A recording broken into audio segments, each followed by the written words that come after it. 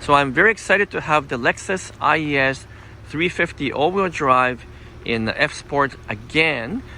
I'm driving this car for several days now, and I want to give you guys an update on what I'm discovering as I continue to drive and learn and get to know the IES. I've already done the full car review on the IES previously, so you probably have seen that. But this time I want to give you a full update on what I'm learning about this car, particularly in regard to the driving experience. So I'm quite excited to be driving the new Lexus IES 350 again. I've already done a review on this a while back, and that's on my channel. But I've had a chance to have the Lexus IES again for several days now. So I'm going to do a bit more deep dive on this new IES.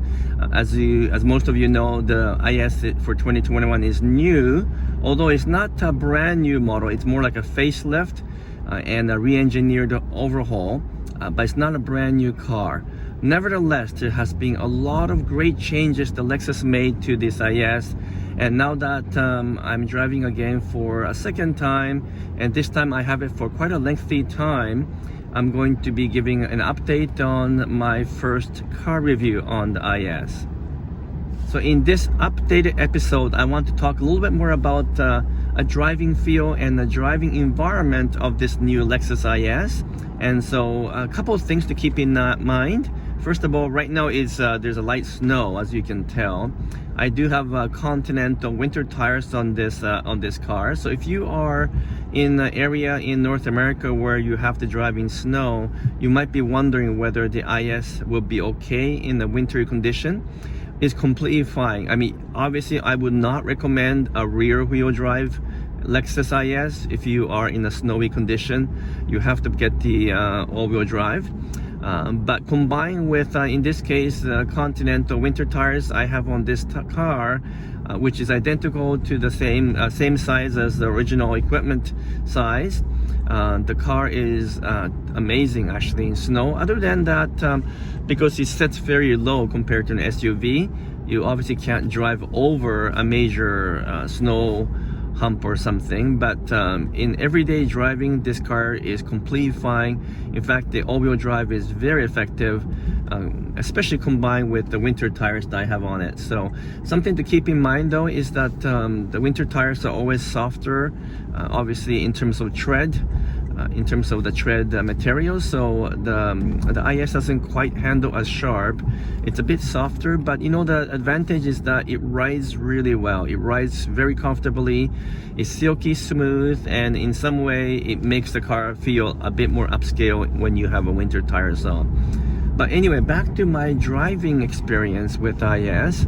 I would say the most important update I can tell you is the steering feel. We talked about that quite a bit in my first episode, and we talked about the fact that despite this car not being all new, it has a really good steering feel. But let me add some more comments. So a couple of things. One is that in the standard mode, which Lexus call it comfort mode, the IES handles totally fine. It feels a lot like let's say something like the Audi A4, a reasonably quick steering. The steering feel is above average.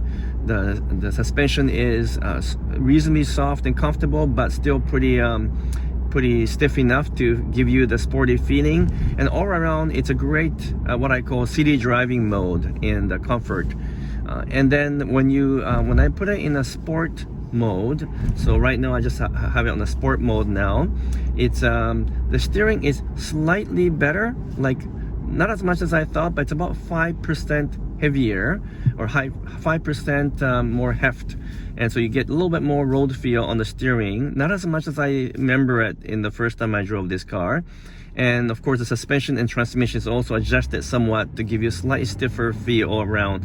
But between the comfort and the sport mode is not as much as you think. The improvement in the sporty feel is no more than 5 to 6%. It's definitely not as much as you think. So if you're trying to figure out whether you should buy the package that give you the Sport Plus, which is called, I think it's called the Driving Dynamics package, I think I strongly recommend it, because if I put in the Sport Plus mode, so let me do that now.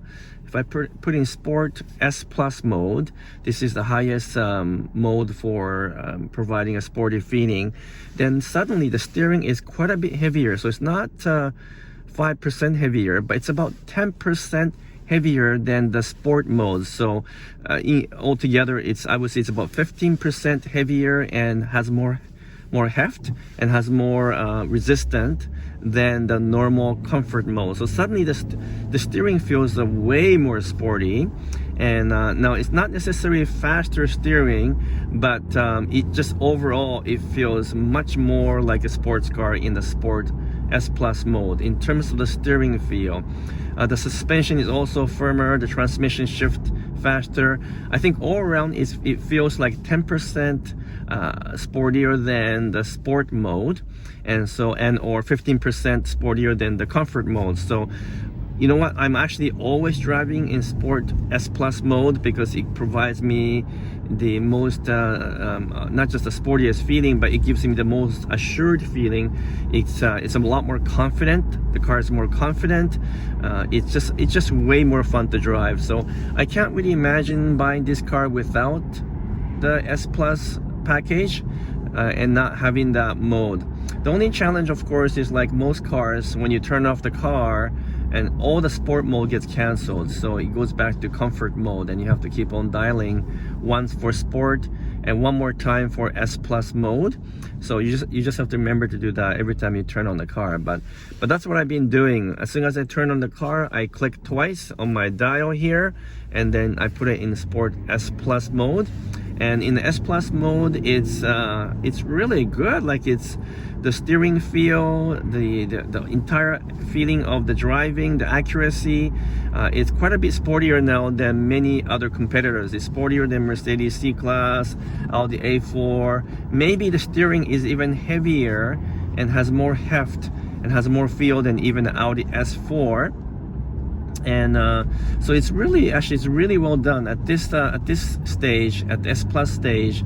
I think this car is quite fun to drive, and of course you have the exact same engine and everything, but I can't quite imagine driving this car without having that option to put in S Plus mode. And you know, the ride is still very comfortable in S Plus mode. It's not like it's jarring or so stiff that it's uncomfortable. In fact, the ride is only marginally stiffer. And of course, I have a winter tires right now on this car, so it's even more comfortable than normal. But this car, this IS, is really meant to be driven in the S Plus mode. I don't think you want to drive it in any other way if you want to enjoy the driving part of it. Now, having said all that, I will still say there's some numbness. It has a pretty good on-center feel. So when I say on-center feel, I mean like when you move your steering wheel left to the right off the center, is there resistance? Is there a feeling of the steering pointed? Does it give you a feedback from the road? And that part is okay. It's reasonably okay. It's perhaps not the best in the class, but it's quite good on-center feel. But there is still a bit of a numbness as you move the steering first off the center, and that part is, I would say, one of the weaknesses of a Lexus products in general, that steering has a bit of a numbness in the center. I think the Germans do a better job of that. And of course, if you were to drive any of the Porsche product, even something like a Macan, it has a really amazing steering feel, and no other manufacturers can quite beat Porsche. The IS is what I call like it's like almost like wearing an old pair of jeans. It just feels right. You know, a lot of people are commenting on my previous YouTube review about trying to figure out this or Acura TLX, and does it feel old because the car hasn't changed all that much? I will tell you, actually, in this case, having some history behind it and the fact the car aged well, it's a bonus, because the car has a really great, easy to drive, comfortable, simple feel. So you can, again, like slipping onto old pair of jeans or even maybe a pajama, but you just kind of literally hop into the car, start up the car, maybe put in S or S Plus mode, and the car just fits like a glove. It feels refined, it feels smooth, like as you take turns, the car is predictable, it's well balanced, the ride is still very, very refined. it just all around, it feels like the car has aged well and the car has been put together really well. And of course, this Lexus IS is built in Tahara factory, along with the Lexus LX and GX that's also built there. And Tahara factory is an absolute first class factory, and so you can tell every screw, every nut, every panel are screwed in tight, and the car has zero rattles or squeak. And so that's one advantage of buying something like an IS that's been around for a while. All the issues and problems has been taken out and sorted out, and the car just feels super solid. You drive this and you just feel very comfortable, and you can go for a long drive or a short drive, city drive or a highway drive, and you know that you can feel comfortable driving this car, and you know exactly what to expect. This is, I think, the strength of a Japanese car, particularly with a Lexus. They give you a very comfortable, predictable feel that's sometimes missing in other competitors' cars. Now, in terms of commenting against the Acura TLX, in some ways they are quite a different car, right? Because TLX is a much larger car. It's a brand new car. It's engineered and built in the US. This IS engineered and built in Japan. So the two are quite different in terms of personality. But I will say that the Acura TLX, even without the Type S format, I think it handles a little bit better. It has a bit better predictable steering feel, and the acceleration and the ride also feels a little bit better in that car. So if when the Type S comes out finally, I think that the TLX Type S will be a better performing car than IS. That's one conclusion I have come up with. But overall, the IS performs well. The ride is excellent. Everything, it feels tight. And I know a lot of people are asking about, well, there's not as much technology and not as much up-to-date stuff. Like, we even get a CD player still in the IS, right?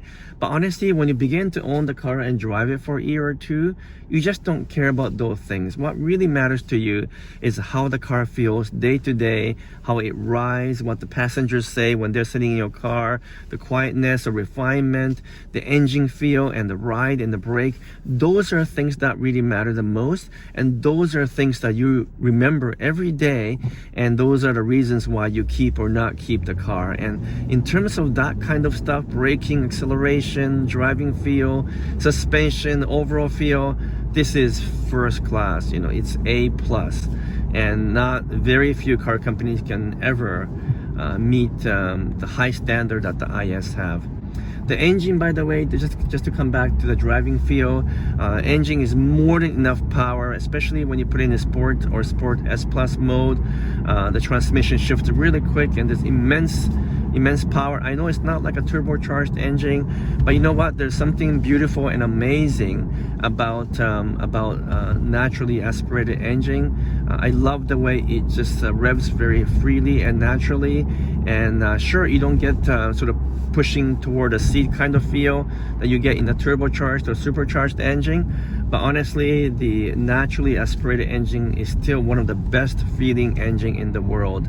And this IS engine, it's just an amazing piece of a machinery. It's super refined, quiet, and it's so smooth that you step on the gas and the power and torque comes on very naturally. So a couple of other quick things to mention, by the way, is that if you put on the Sport S Plus mode, by the way, the dial turns bright white in the center gauge here, and it looks great, but at night it's actually quite glaring. It's pretty bright, and you have to push the dimmer switch all the way, like maybe half, to make that panel not so bright. So that's some kind of interesting quirk I've noticed. I've noticed. And then also controlling the temperature, which is kind of this, it's not a dial, but this semi-touch button. You kind of touch the arrow or run your finger up and down like this.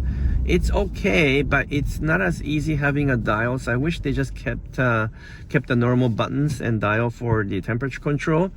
So those two things I noticed as a bit annoying. And then the last thing is that the back seat is actually really, really tight. It's almost like a 2+2 than a 4-door. So I'm not really tall. I'm very average height, 5'8" and 5'8.5", and with me my seat adjusted to my height, the back seat is really tight. My knee is right up against the front seat. So if you're looking to carry passenger in the rear often, I'm not sure if this is the right car for you. The TLX definitely provides more space in the back. Trunk space is totally fine, and but the rear second seat space is very limited. Overall, it's a tight package. This is not a large car, and maybe that's an advantage for some of you. Maybe you're not looking for a large car, but I think if you're looking for a tidy, compact car, this is it.